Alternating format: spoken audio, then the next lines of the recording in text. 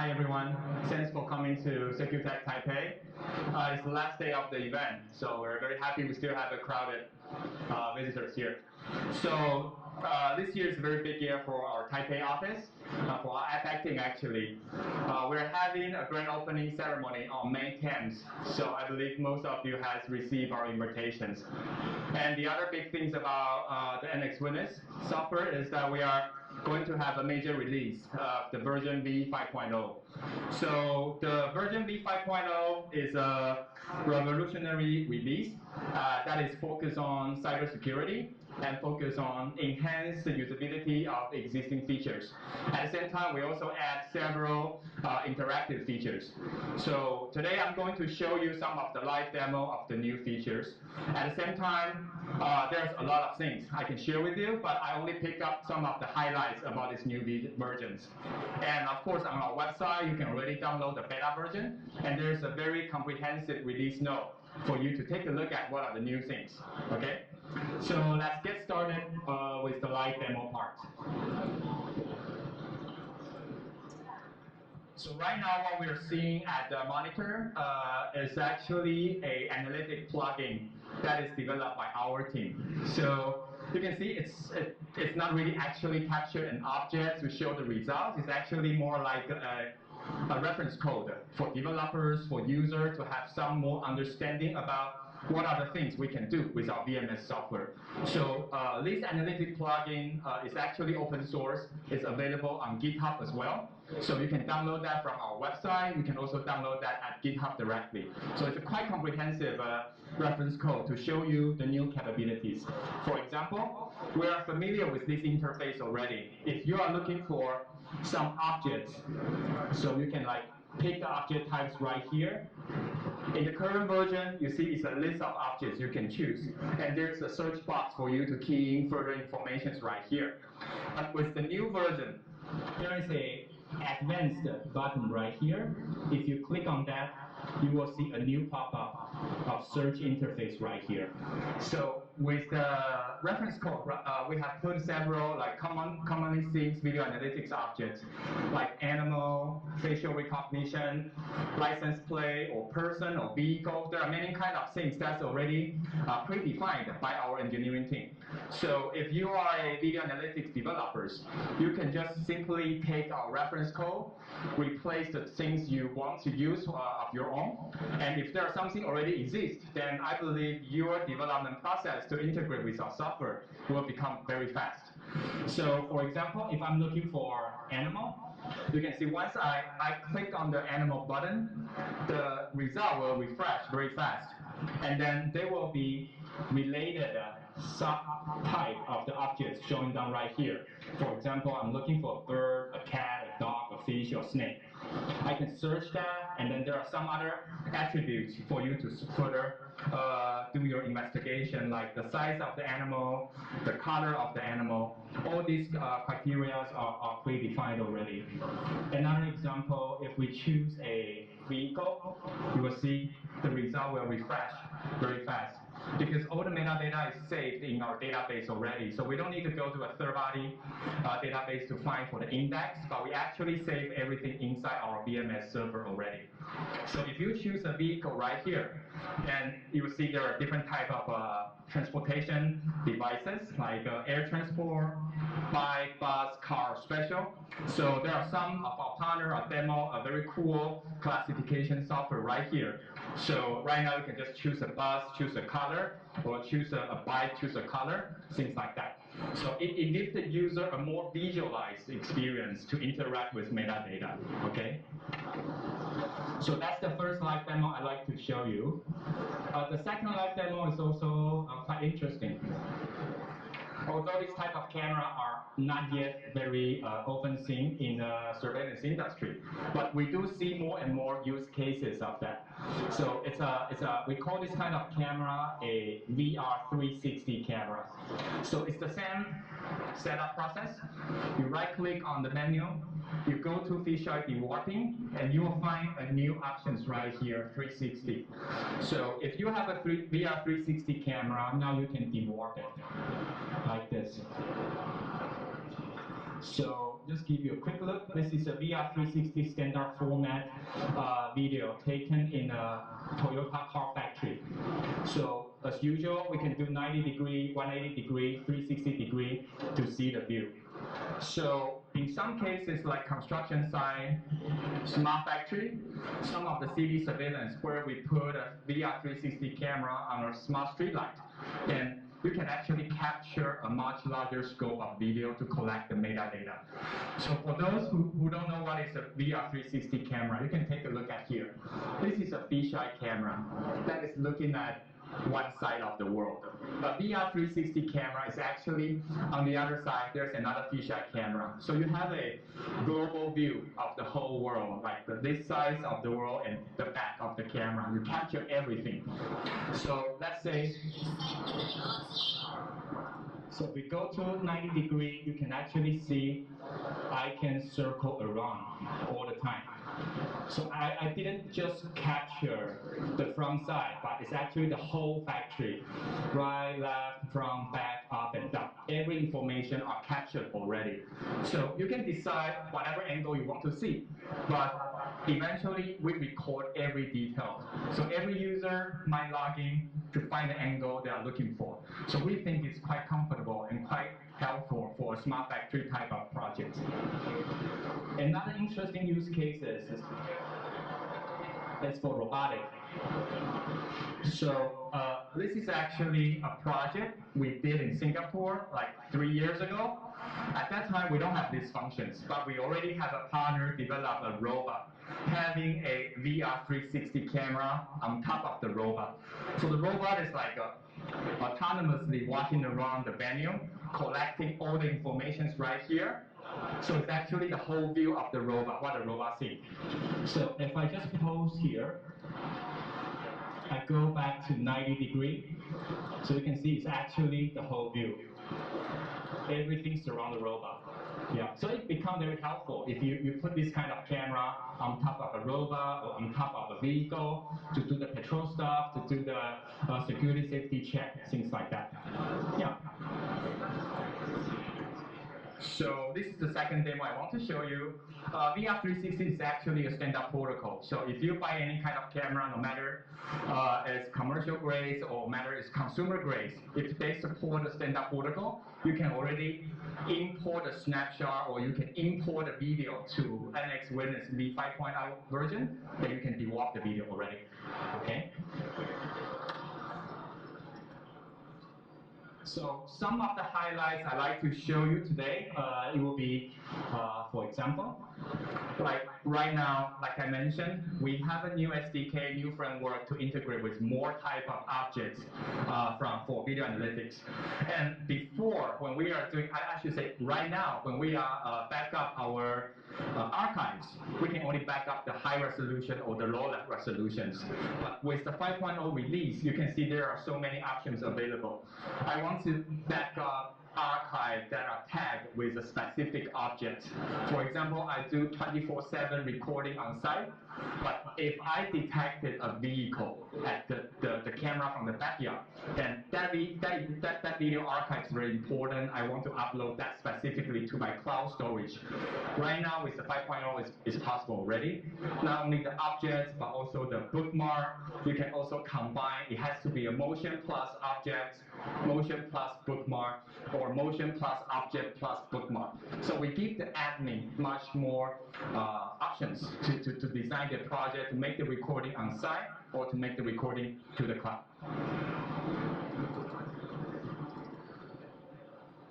And the other thing is also very helpful.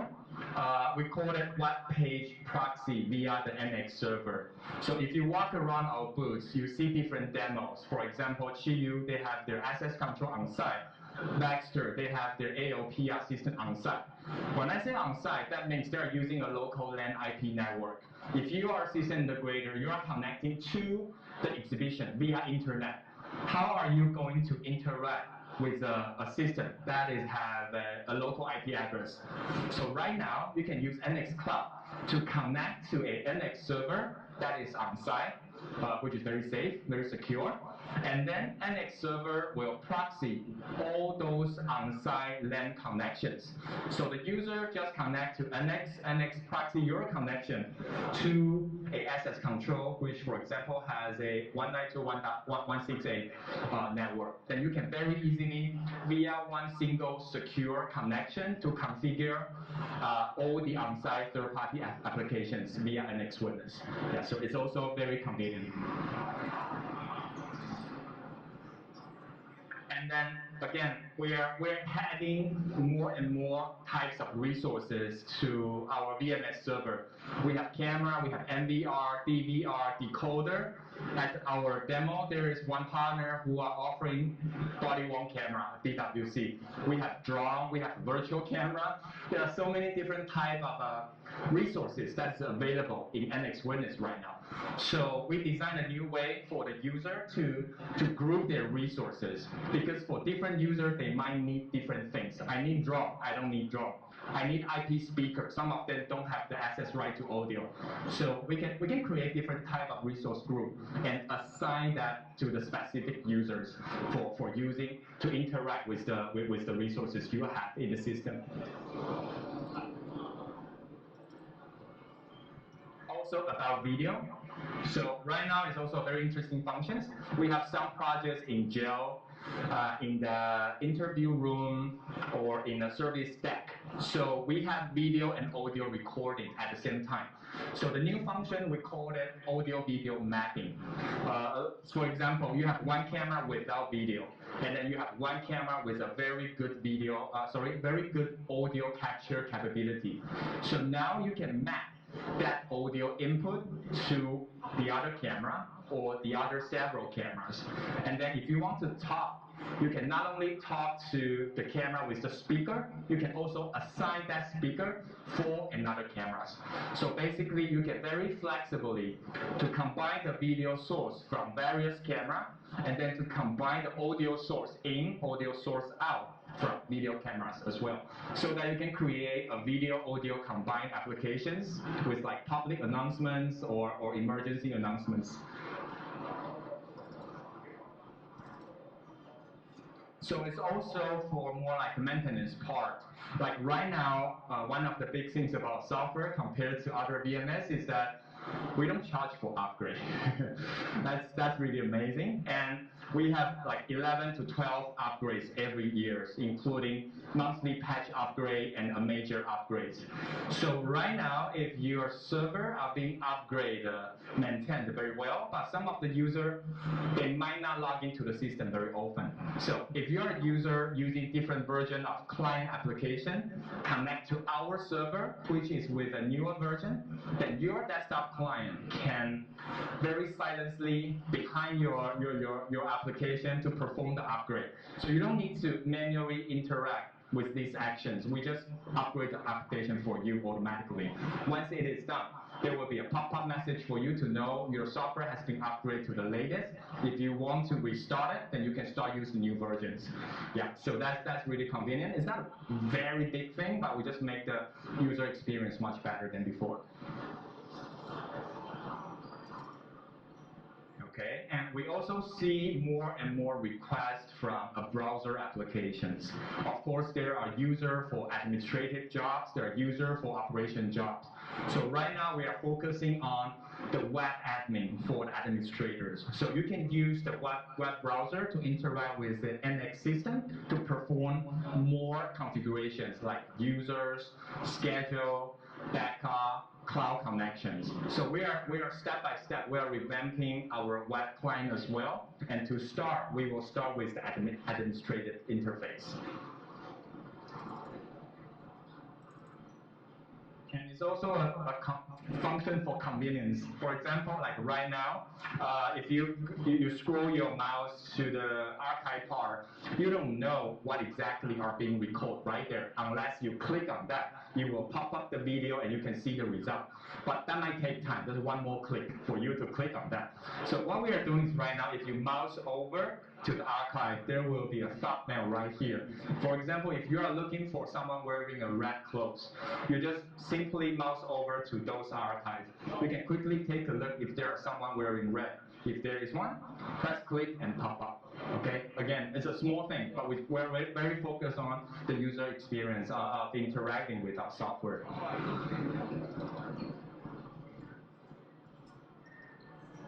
So cybersecurity, as I mentioned at the very beginning, is the very important things we are doing for the V5.0.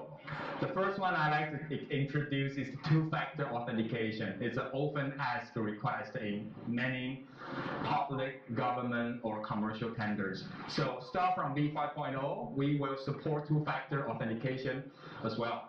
So you can use authentication app from Google, the Google Authenticator, from Microsoft, or a Duo Mobile. I think these are the three top popular 2FA authentication app right now we have. So if you are having tender that require 2FA, start from V5.0, then we are already compliant with these specifications as well.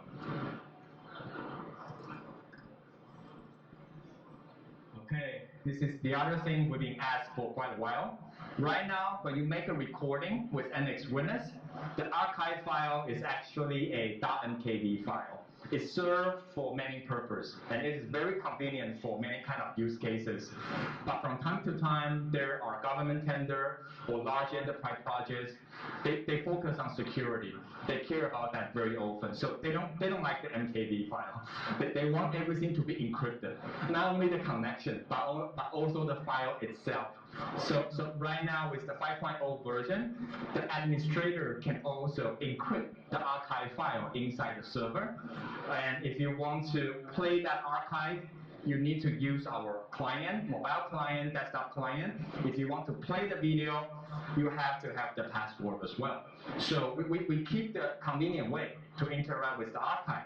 At the same time, the 5.0, we also focus on increasing the existing architecture to make the archive protection more secure as well.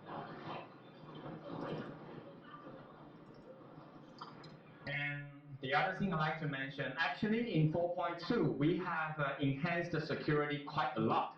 But 5.0, we do even further. For example, all the server-to-server connection is via SSL and TLS certification. I believe we were using like 1.0 before, and now we are supporting a 1.2, for example, specification for the TSL certification pinning. So overall, we are trying to make man-in-the-middle cyber attack impossible when we have these encrypted connections between the servers and servers.